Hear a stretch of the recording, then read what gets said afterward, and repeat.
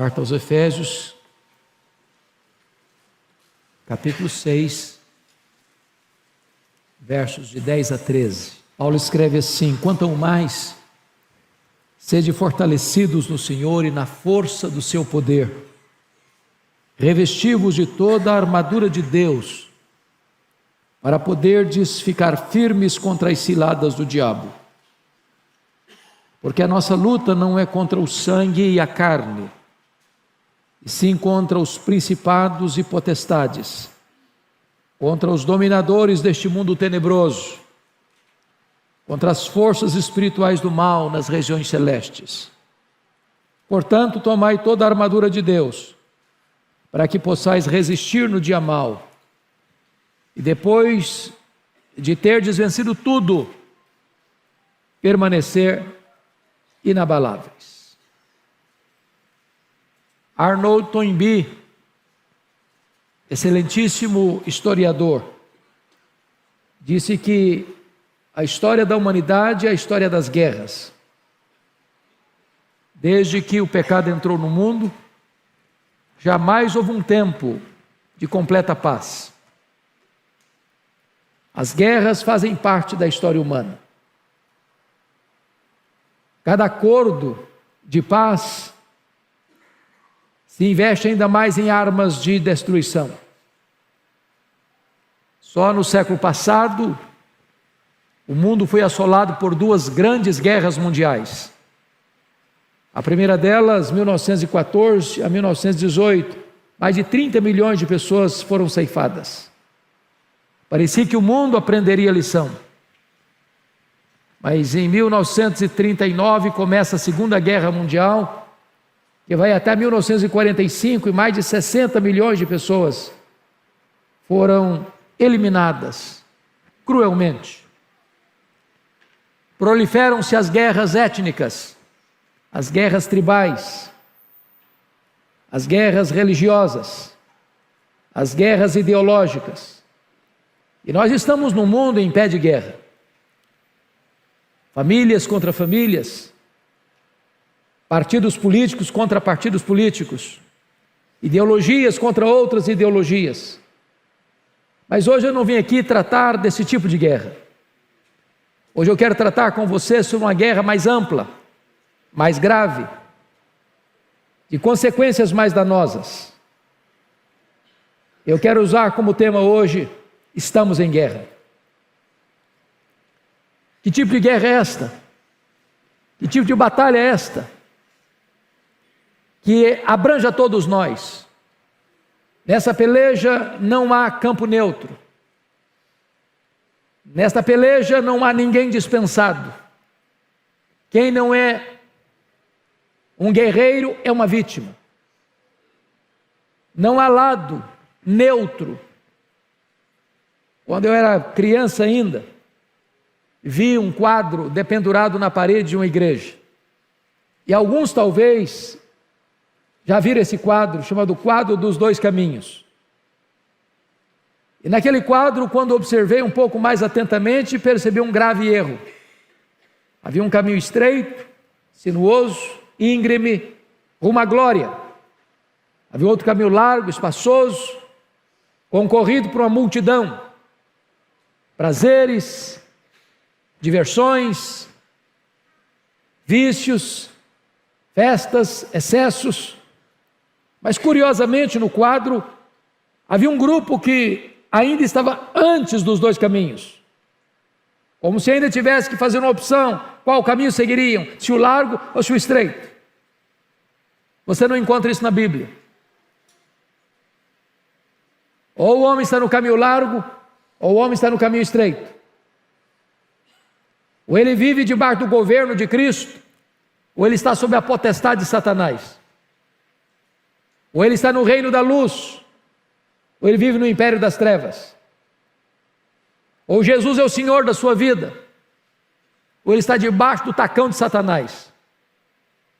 Ou Deus governa a sua história, ou ele está sob a potestade do mal. Não há campo neutro. Certamente a vida cristã não se desenrola aí num parque de diversões, numa colônia de férias, Nós vivemos num campo minado.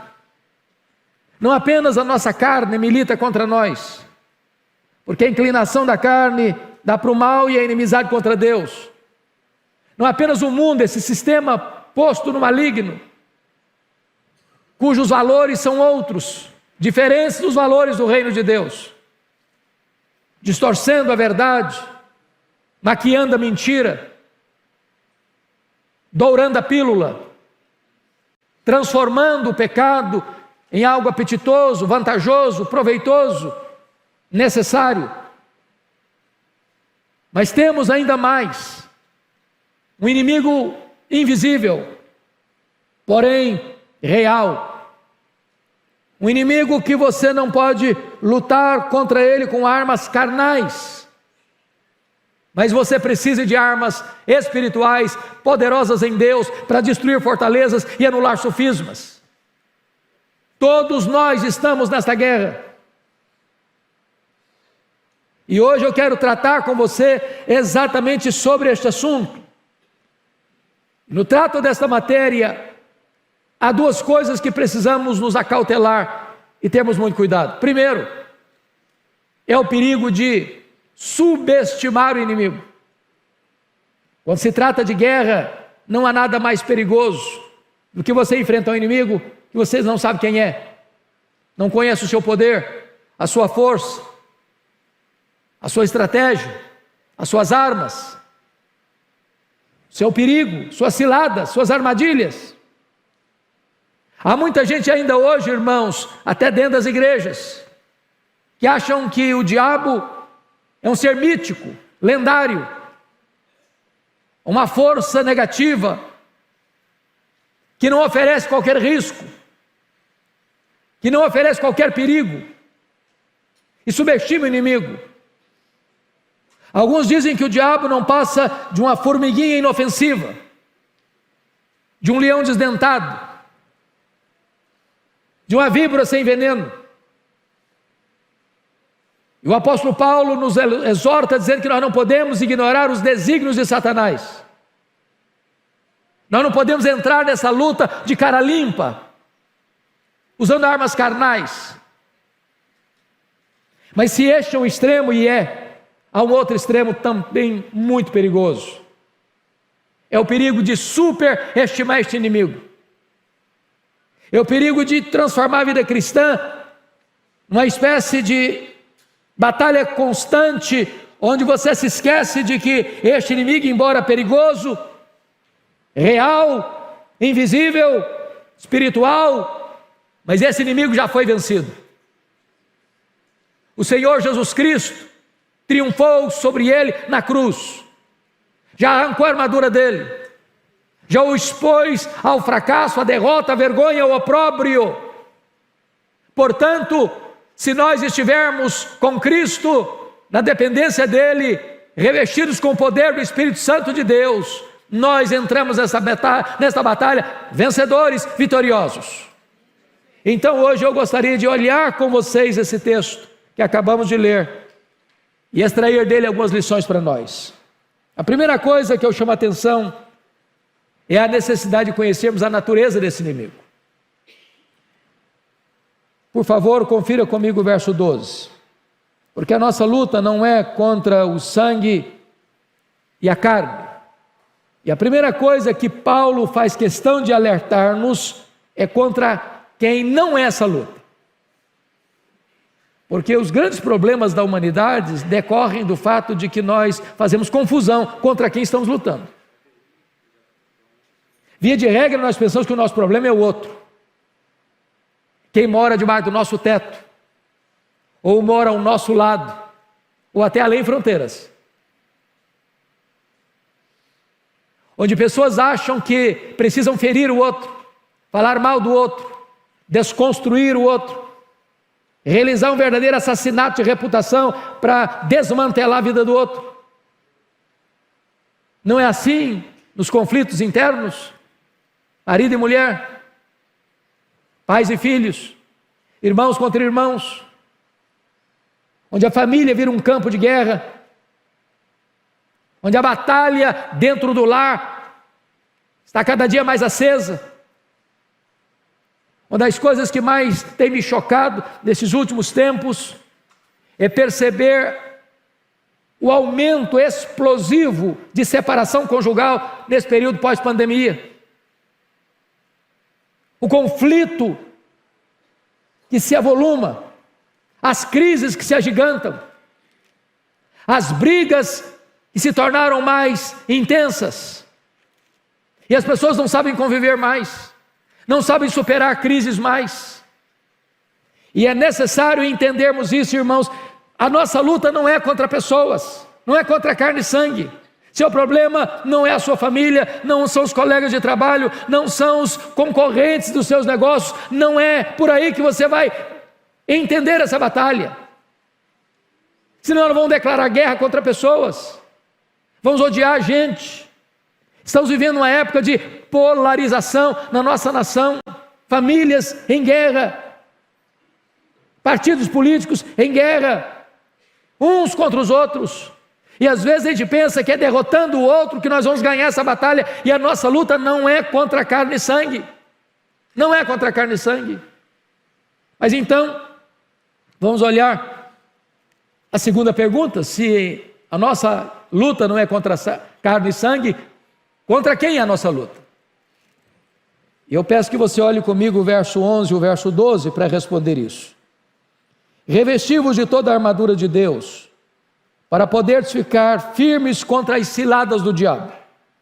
Porque a nossa luta não é contra carne e sangue, sim contra os principados e potestades, contra os dominadores deste mundo tenebroso, contra as forças espirituais do mal, nas regiões celestes. A primeira coisa que o texto diz é que a nossa luta é contra o diabo. Versículo 11.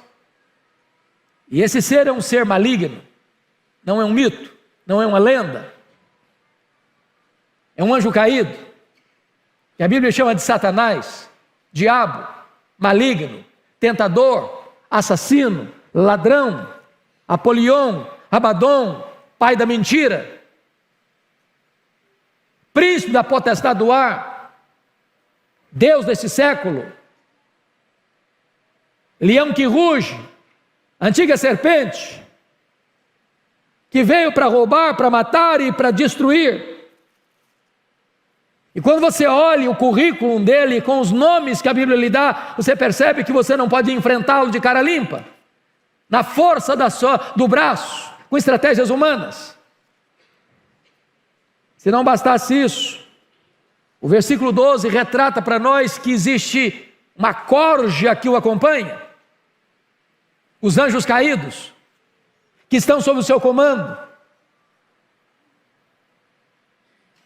E John Mackay, escrevendo um comentário sobre Efésios, fala da ordem da desordem, porque você percebe que este inimigo tem uma organização no seu sistema maligno, principados, potestades, dominadores deste mundo tenebroso, forças espirituais do mal, são escalonamentos de poder neste mundo maligno que guerreia contra nós.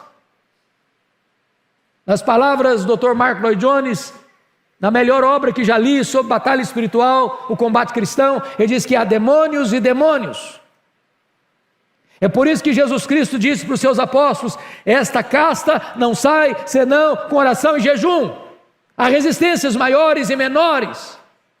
E nós precisamos entender que toda essa estrutura maligna, toda essa orquestração do mal em estratificações de poder declaram guerra contra nós, e a nossa batalha é contra esses seres malignos que não dormem, que não tiram férias, que ficam nos espreitando, porque a Bíblia diz que o diabo anda ao nosso redor como um leão que ruge, procurando a quem devorar. Ele vive por aí, rodeando a terra e passeando por ela. E nós precisamos compreender, meus amados irmãos, a gravidade disso, para entendermos quais são as características desses inimigos. Então vejamos em primeiro lugar quais são as características desse inimigo. Primeiro, eles são poderosos. A Bíblia fala de principados e potestades. Não há nada mais perigoso do que a soberba espiritual de eu achar que eu tenho em mim mesmo a força, o poder para enfrentar o inimigo. ele é astuto, ele é ardiloso, ele é poderoso. E nós precisamos nos acautelar para não acharmos que nós temos condições de enfrentá-lo com o nosso próprio entendimento, com a nossa própria força. Ele é o espírito que atua nos filhos da desobediência, fazendo eles escravos. Ele cega o entendimento dos incrédulos. Podem perceber isso. A gente pensa que o diabo ele age só uma pessoa que você vê se retorcendo, espumando, endemoniada. Não, o diabo age nos meios acadêmicos, cegando o entendimento, trazendo confusão ideológica, trazendo confusão filosófica, trazendo confusão de conceitos, cegando o entendimento, tapando os olhos à realidade espiritual. O diabo age como? Na ganância. Como agiu no caso de Ananias e Safira, que foram enganados, porque eles queriam fama, e eles usaram esta questão para alcançar a fama, o dinheiro, como usou com Geazi, ou o orgulho, como usou com Uzias, ou a segurança pessoal na força do seu exército, como está lá em 1 Crônicas 21, com Davi, levando-o a fazer um censo, para mostrar a grandeza do seu exército. Precisamos nos acautelar, portanto, mas mais do que isso, esses inimigos são malignos. Veja você no verso 12, são neste mundo tenebroso, forças espirituais do mal. E a nossa luta vai exatamente entrar nessa questão que ele diz aí, contra dominadores deste mundo tenebroso. E a ideia aí é de trevas espessas, lôbregas, dos porões da iniquidade, das profundezas do mal. Quanta coisa imunda, quanta coisa horrível, quanta coisa maligna você vê hoje. E quando você vai cavar lá no profundo, você vai ver a ação do inimigo neste mundo tenebroso. Guerras, assassinatos, arrombamentos, assaltos, aborto, arrombamentos tirando a vida do outro, latrocínio. Tudo isso, irmãos, existe por trás muito mais com a mente humana. O homem é caído, é verdade. O mundo está posto maligno, é verdade. Mas por trás da carne, por trás do sistema do mundo, existe um agente do mal inspirando tudo isso. Você olha, por exemplo, a questão do cinema hoje, que é uma arte extraordinária. Quando você vê hoje o volume de filmes que tem de ocultismo, de violência extrema, ou de produtos nesta área no mundo infantil, quanto mal, quanta violência, quanta coisa horrível. Não é possível que apenas a mente humana conceba tudo isso. Existe um espírito que está agindo malignamente para mudar a cultura, para mudar tudo, para servir de prato cheio, para que as pessoas deixem a Cristo e sirvam a Satanás nesses aspectos da ação maligna. Mas mais do que isso, esses inimigos são também astutos. Olha comigo o versículo 11, está escrito assim: revestível de toda a armadura de Deus, para poder ficar firmes contra as ciladas do diabo. A palavra cilada aqui é a palavra metodeia, de onde vem a nossa palavra métodos e estratagemas. Depois de Deus, talvez ninguém nos conheça melhor que Satanás, porque ele vive por aí, rodeando a terra e passeando por ela. Ele está de olho, está antenado. Ele está como um leão rugindo ao nosso redor, procurando alguém para devorar. E ao conhecer-nos, ele sabe o seu ponto forte, supostamente forte. Aquilo que você acha que você é forte, que pode ser o seu ponto mais fraco. Lembram de Pedro? Pedro, quando Jesus diz: olha, Pedro, Satanás requereu você para peneirar você como trigo, mas eu roguei por ti.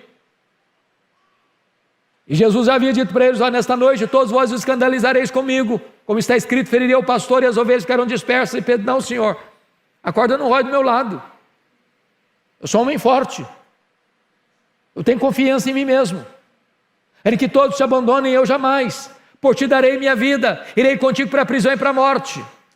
E Pedro, nesse momento, ele pensa que ele é forte, ou até pensa que ele é melhor que os outros, e aí estava a fraqueza dele.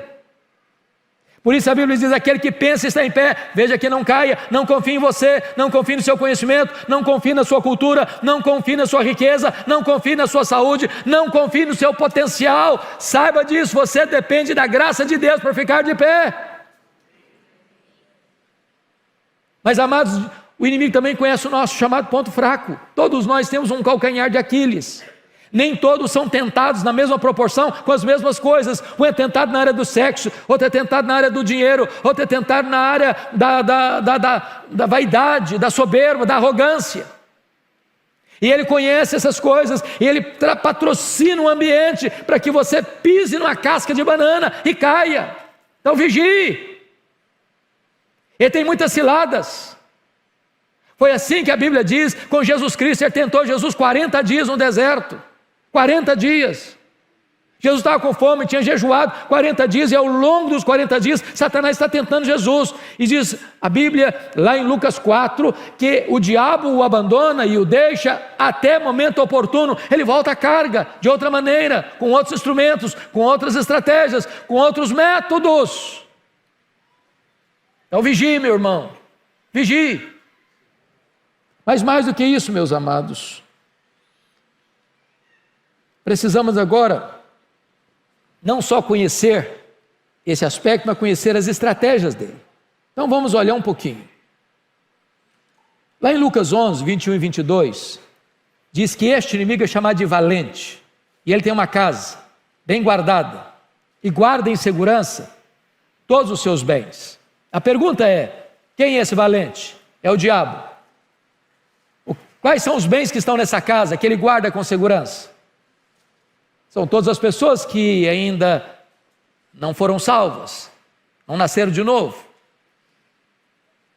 Então note você, um fato muito curioso.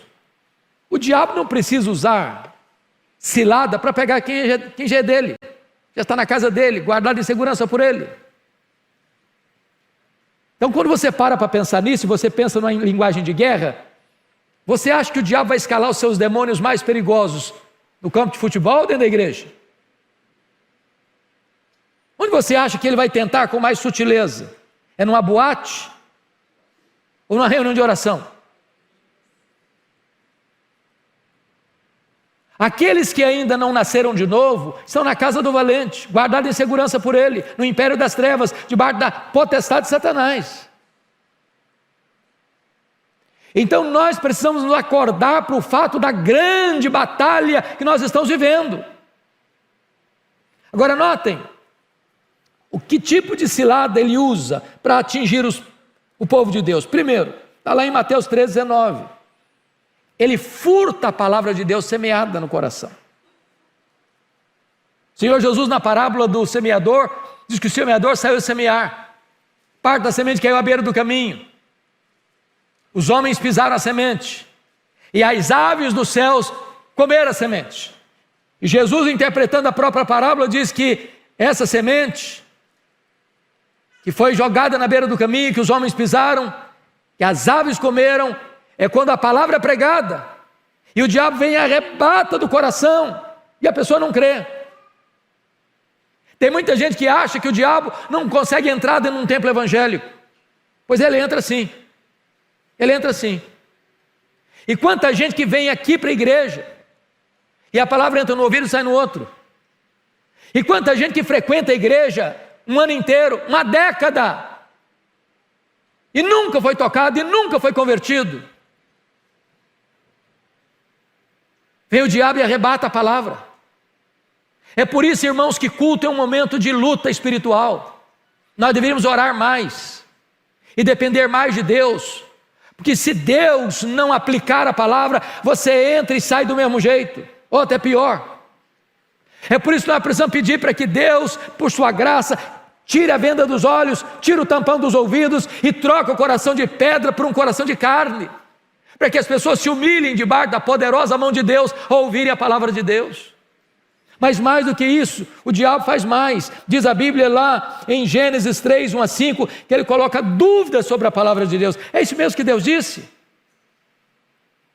Eu hoje de manhã, lá em Cuiabá, estava sentado, cheguei um pouco mais cedo num banquinho, o culto ainda não tinha começado, chega uma irmã e disse para mim com o coração apertado que a sua filha, nesse período de pandemia, deixou a igreja e agora ela não acredita mais na Bíblia. A Bíblia já não faz mais sentido para ela. Foi criada no Evangelho, criada na igreja, aluna de escola dominical. Quantas pessoas que hoje ainda estão ouvindo o sibilo da serpente, que Eva ouviu, é assim mesmo que Deus disse? Será que esse livro merece confiança?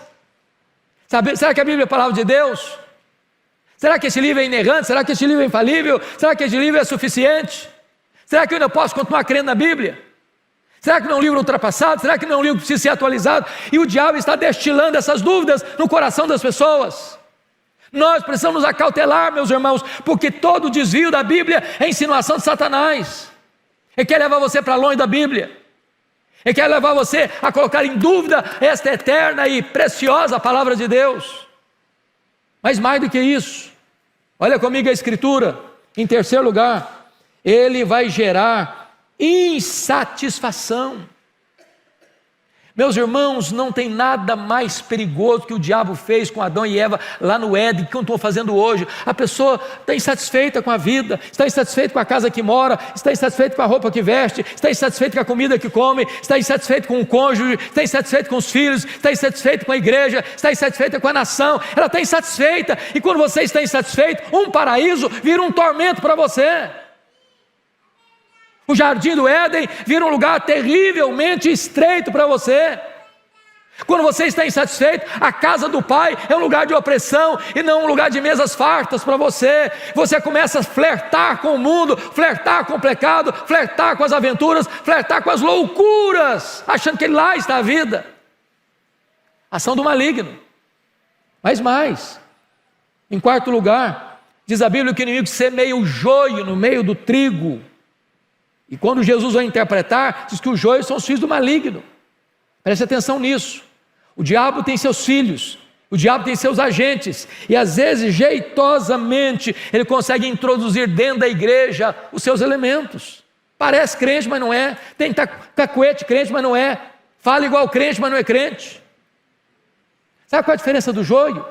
Eu estava agora lá em Israel, e uma pessoa, nós passando pela estrada, paramos o ônibus, tinha uma plantação e tinha joio, e ele pegou igualzinho o trigo, e ele moeu na mão, virou farelo, não tinha nada, era só farelo, era só palha, parece trigo, mas não é trigo. Na hora que a coisa aperta, na hora de tirar o extrato da vida, não tem vida. E o inimigo lança essas pessoas dentro da igreja, para causar cisânia, para causar divisão, para causar escândalo, para trazer confusão no meio do povo de Deus. Acautelemo-nos. Mas mais do que isso, o diabo ele não entra na igreja, pois eu quero lhe dizer que ele sobe ao púlpito. Sobe ao púlpito. Lá em Zacarias capítulo 3 diz que o sumo sacerdote Josué estava ministrando e Satanás está do lado direito dele para se lhe opor. Quando um pregador se levanta para desviar o povo da palavra, para torcer a palavra de Deus, para pregar uma outra coisa, o diabo está lá, para desacreditar. Ou quando o pregador não está levando Deus a sério, o diabo está lá, do lado direito dele, para se lhe opor. Mas mais do que isso, irmãos, mais do que isso, a Bíblia fala que o diabo às vezes tem ingerência na mente de um crente. Vocês se lembram de Pedro? Lá em Mateus 16, depois de afirmar que Jesus era o Cristo, Filho do Deus vivo,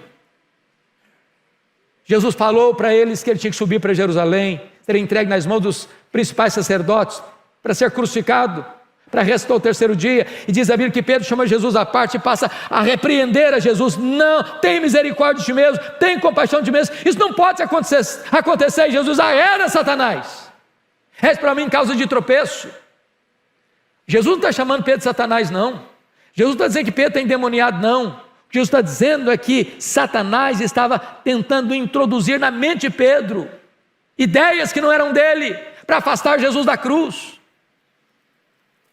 Mas mais do que isso, meus irmãos, o diabo pode pegar uma pessoa que está guardando mágoa no coração, Sabe o que a Bíblia diz? Não se deixe pôr o sol sobre a vossa ira, nem deis lugar ao diabo. O que o texto está dizendo? O texto está dizendo que quando um crente guarda mágoa no coração, fica com raiva de alguém, remoendo isso, ruminando isso, magoada, sem falar com a pessoa, sem perdoar a pessoa, ele está abrindo um flanco na vida dele para o diabo entrar. Irai-vos e não pequeis. Não se deixe pôr o sol sobre a vossa ira, nem deis lugar ao diabo.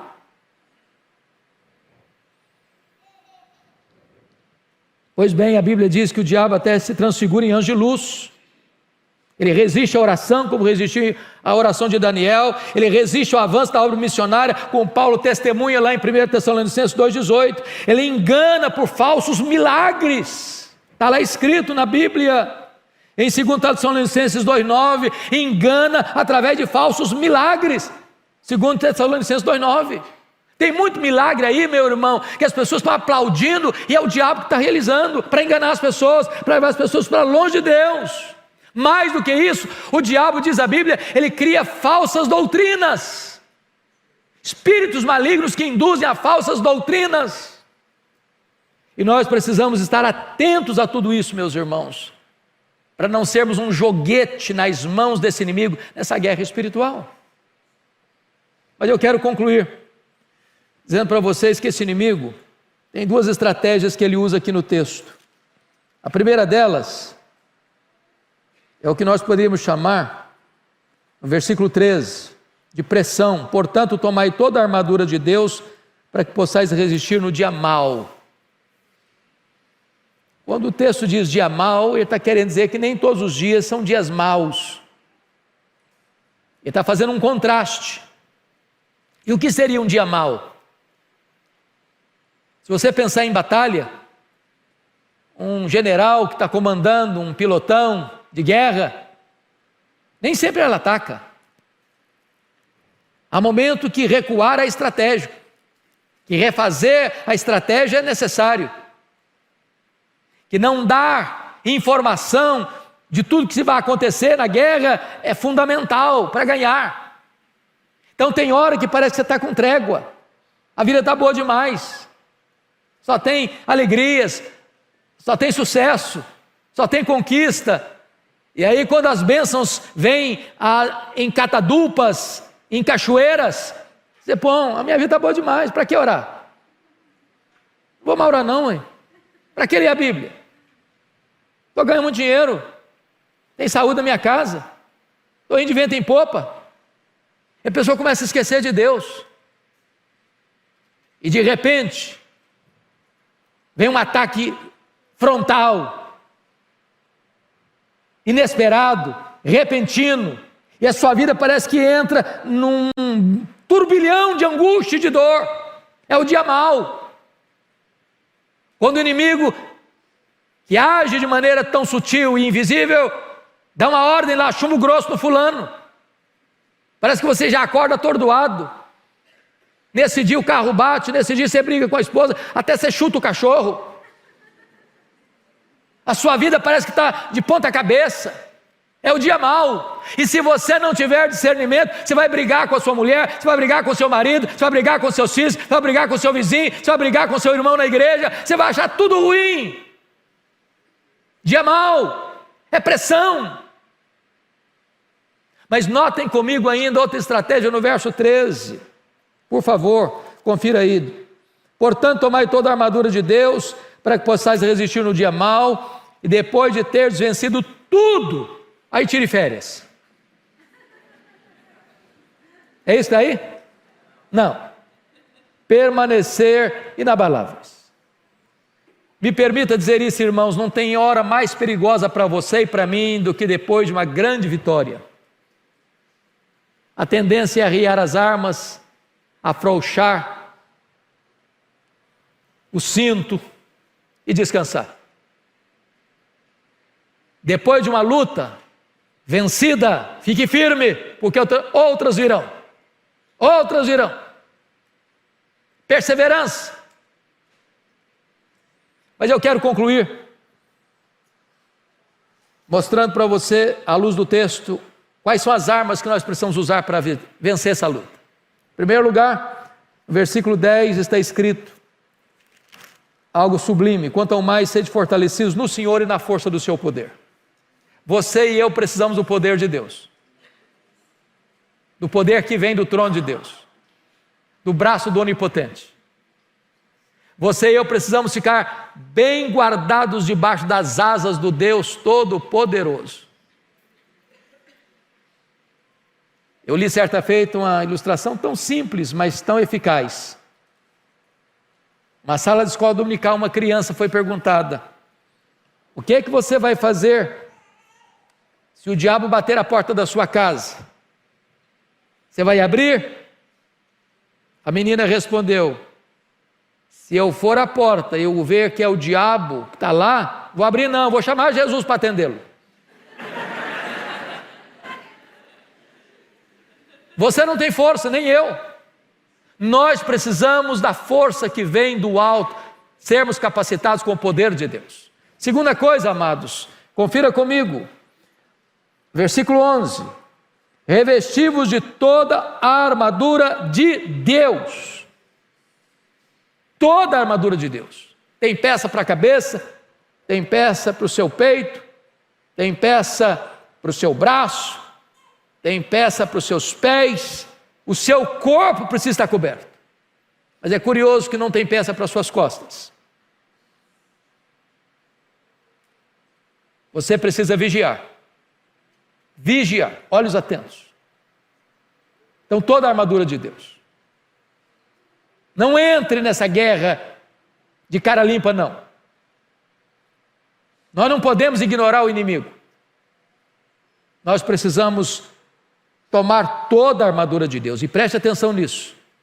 O inimigo já não tem mais armadura. A palavra armadura, panóplia no grego, diz que o mais valente do que o valente chega lá na casa dele, tira a armadura dele, prende-o e lhe divide os despojos. Em outras palavras, Jesus já entrou na casa do valente, Jesus já tirou a armadura do valente, Jesus já amarrou o valente, e Jesus tirou você e a mim da casa do valente, e hoje nós somos livres. Hoje nós somos tirados do império das trevas para o reino da luz. Hoje nós pertencemos ao reino de Cristo. Hoje nós somos filhos de Deus. Hoje nós estamos libertos e hoje nós estamos cobertos pelo sangue do Cordeiro. Louvado seja Deus!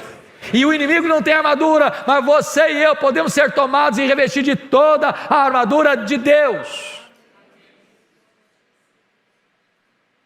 Que o Senhor então nos ajude e nos fortaleça.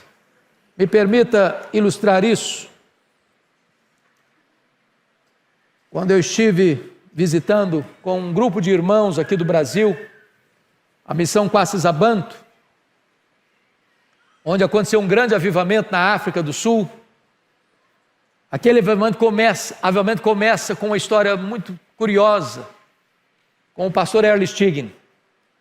Ele pregava lá já há 12 anos, ele armava uma tenda e pregava para os Zulus, uma tribo animista, feiticeira, extremamente brava.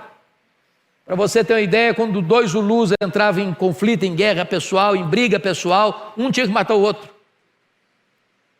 E ao matar o outro, tinha que abrir o ventre, pegar o fígado e chupar o sangue, para dizer que ele era homem, bravo, guerreiro.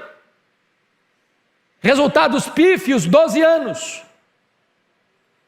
Até o dia que o pastor Erlo estava pregando e entra uma mulher, se assenta no último banco.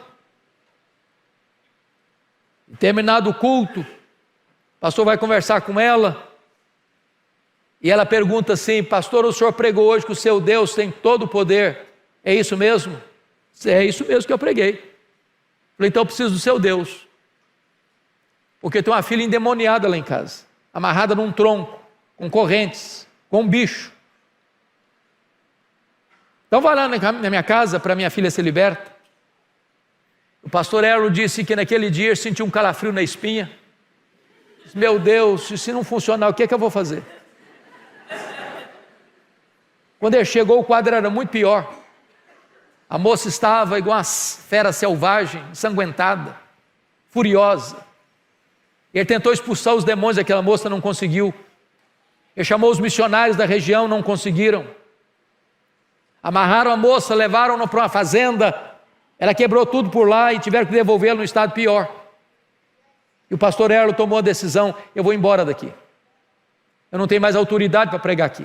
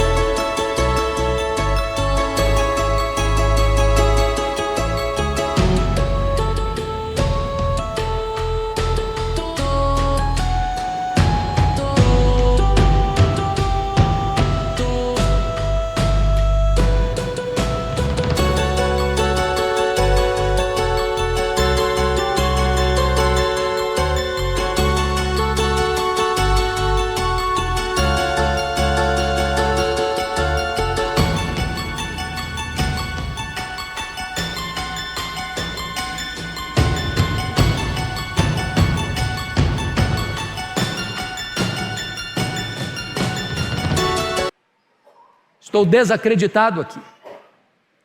Quando ele estava arrumando as malas para ir embora, Deus falou ao coração dele: você não tem que ir embora, você tem que buscar poder. Ele parou tudo que estava fazendo, chamou os missionários, eles começaram a buscar a Deus, a acertar a vida com Deus, e Deus foi trazendo sobre eles convicção de pecado, meses e meses de choro, de lágrimas, de arrependimento. Os últimos 3 meses, eles se reuniram 3 vezes por dia, eles só conseguiam chorar. Ao final desse tempo, numa manhã, o Espírito Santo foi derramado sobre eles. A primeira coisa que fizeram foi na casa daquela mulher, e na autoridade do nome de Jesus, libertar aquela moça. A segunda coisa é que os feiticeiros iam chorando, correndo de todos os cantos, de todos os lados, para confessar os seus pecados e acertar a vida com Deus. Quando os missionários acordavam, tinha 5, 10, 15, 20 pessoas na porta de cada um, com pressa para acertar a vida com Deus. E eu vi com os meus olhos ali coisas extraordinárias acontecendo. Primeiro, um templo construído para 15 mil pessoas numa fazenda. E multidões vindo de todos os cantos do mundo para ver o que Deus estava fazendo ali. Cegos viram, coxos andaram, mortos ressuscitaram. Multidões se converteram. O Deus de Earl Stiggin é o Deus dessa igreja. O Deus que fez é o Deus que faz, é o Deus que fará. O nosso glorioso Redentor já venceu na cruz. E se nós estamos nele, nós somos mais do que vencedores. Nós não temos que ter medo do diabo. A Bíblia diz que nós devemos nos submeter a Deus e resistir ao diabo, e ele fugirá de nós. Que Deus nos ajude, que Deus nos abençoe, que Deus nos fortaleça com o seu poder, que Deus nos cubra com a sua armadura, que nós sejamos um povo mais do que vencedor em Cristo Jesus, nosso Senhor. Vamos orar, queridos, o pastor Arival vai orar por nós. Vamos ficar de pé, irmãos. Senhor Deus, nós te louvamos pela palavra pregada nesse momento. Que Satanás não tire, não roube essa palavra da minha mente, do meu coração. Que essa palavra possa frutificar aqui nesta noite, trazendo quebrantamento, trazendo a Deus arrependimento, trazendo a Deus convencimento de pecado. Destrói, ó Deus, toda a nossa soberba espiritual, nosso espírito de independência do Senhor. Coloca-nos, ó Deus, na posição correta. Pai querido, nós precisamos de Ti, nós precisamos ser fortalecidos pelo Teu poder, nós precisamos usar a armadura de Deus, nós precisamos do poder do Espírito Santo. Tem misericórdia, Senhor, daqueles que estão sendo ou estão enfrentando dias maus na sua vida. Guarda os nossos pés, guarda os nossos olhos, guarda os nossos ouvidos. Guarda-nos, ó Deus, do maligno, Senhor. Esconde-nos, esconde-nos à sombra do Onipotente. Venha trazer restauração espiritual nessa noite, cura, libertação. Nós precisamos de Ti, nós dependemos de Ti, Senhor. É a nossa oração, em nome de Jesus. Amém.